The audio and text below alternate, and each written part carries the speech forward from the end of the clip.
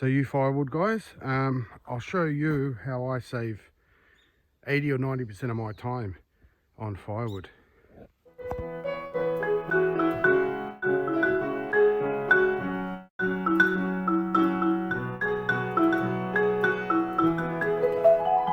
Stop! Let's go. So firewood day. I've got a busy weekend this week. I'm out of wood down the bottom. So what I've got to do is just cut these in half, put them on the ute and bring them down. So I need at least a week's worth, so probably maybe 5 trips. So let's do it. Okay, so I'll just show you the way I do my wood. Everybody's different, but for wood, that's this diameter, which is perfect for pizza oven. If you just lay them whole, all the branches whole, you don't need to cut them early, because if you cut them early, you have to stack them, and stacking takes the most time, and stacks fall over and you have all sorts of issues. So when they're nice and long and they're just stacked like this, they never fall over. So they're over 2 years old, you don't have to worry that they're not dry. And then you can just come along, chainsaw, boom. So you can cut a load like that one on my truck in about 2 minutes. So as you see here, it's been cut, and then you've got a nice piece of wood. So this saves a lot of time, because usually people cut their wood and do their stuff in summer, and you don't want to be doing hard manual labor in Japan in the summer. The summers here are absolutely shocking. So when I take the first half a meter off, I'll go all the way along, cutting, and then I'll move in, and then I'd go again until the pile's done. And even with snow, only the first maybe 2 or 3 have got snow on them, all the rest are bone dry. So for me, this just works.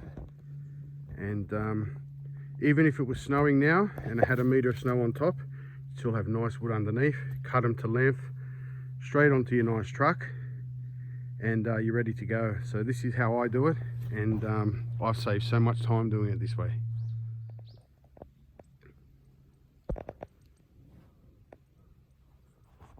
Okay, so in my case, I've got a large wood stove and of course my pizza oven, but this size fits in the wood stove, and also at the back of the oven. After the oven's heated up, these are great pieces to put on. I'm very low on applewood at the moment, so very soon I'll be needing this sort of stuff, hardwoods to put on the back. So I've got a long, lots of long branches, so I cut them around about this length, so it's got dual purpose. And then the rest of it is what I use to preheat the oven. So I just do a rough sort.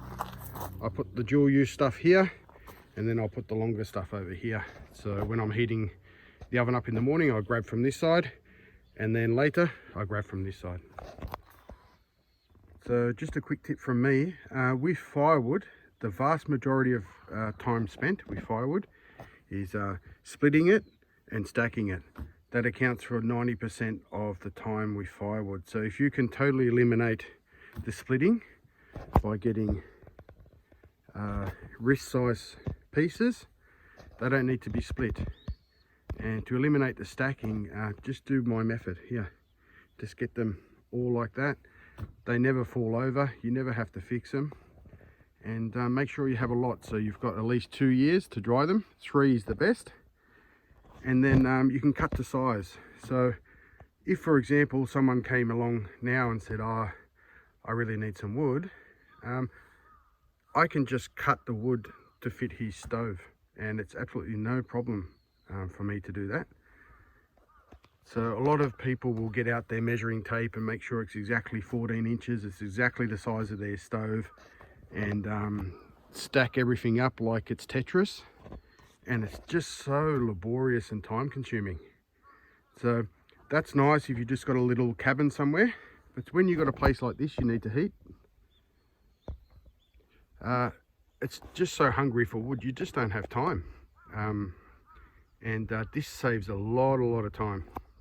So this is the sort of stack people are familiar with, and it's got the crib end here, all stacked in. It's all perfect length, and it looks really nice, doesn't it?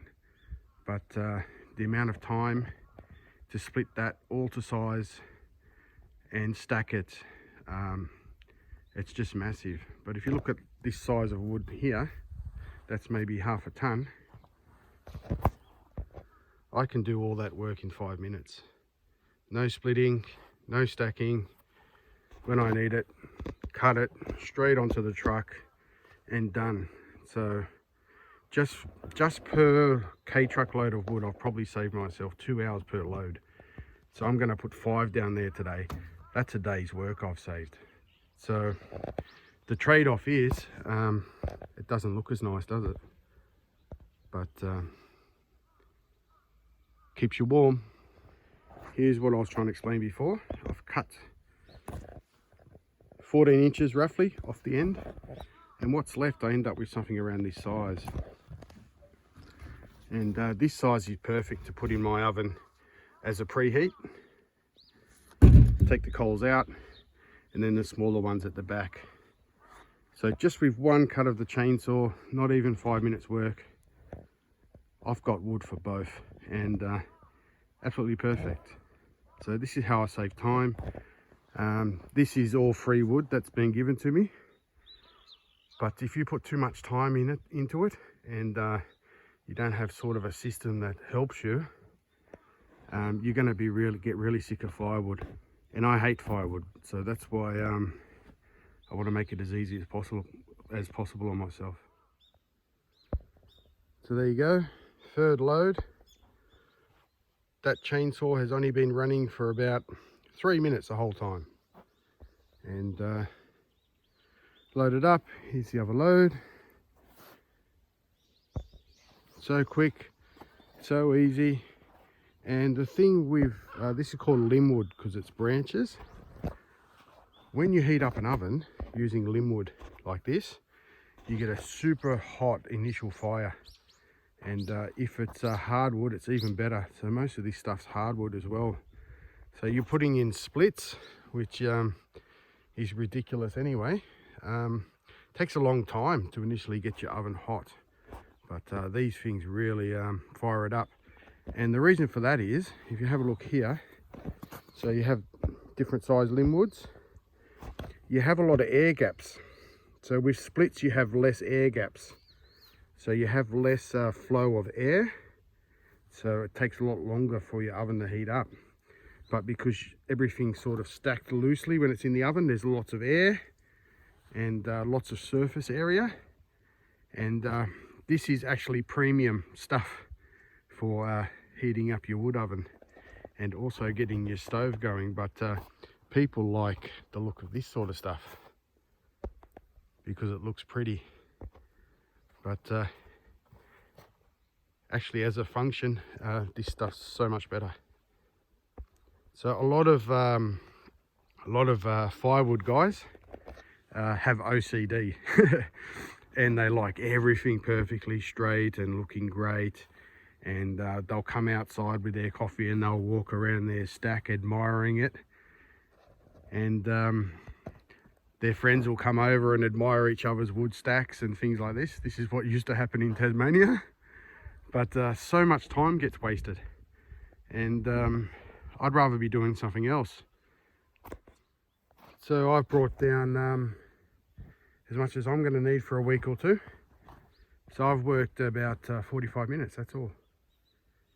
And I haven't split, I haven't stacked, haven't done anything. It's just come in and plonked there. So the only labor I've got into it for the whole 2 weeks, let's say in winter, is 45 minutes. So that's doable. And it's not so much the time, it's the equipment as well. So this is my chainsaw. This is a Stihl, and this is just a domestic one. This is not a professional tree loppers one. So this one's about $350 US.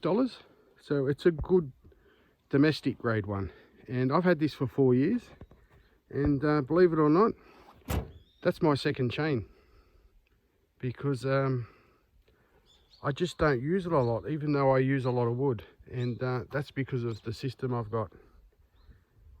So second chain, so the amount of hours that are on this chainsaw will be very low, so I expect this chainsaw to last 20 years.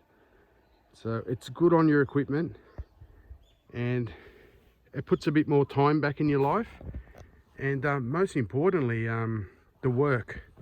So firewood is very laborious, very hard on your back. I've got a really bad back. I've had a bad back for about 20 years from working in kitchens, and if I had to do it this way, I probably couldn't do it, to be honest. The amount of wood I go through in a year, and if I could, for how long? So I've chosen to be a little bit smarter about it. So I don't mind limbwood. I think it's much better, and the only real negative about it is it doesn't look good when it's stacked, but that's only aesthetics. So if you're an older guy, you need to heat your house, you don't want to put too much time in it, because what will happen when you get older is you're going to get sick of doing the firewood, and you're just going to go and get a gas heater.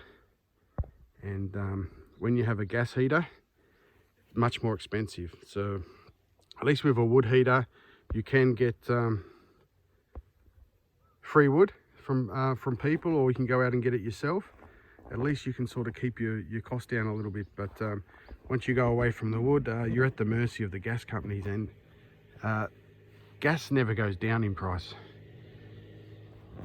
So maintenance wise, I've only taken the covers off this maybe about 20 times and given it a good clean. So it's just all round time saving.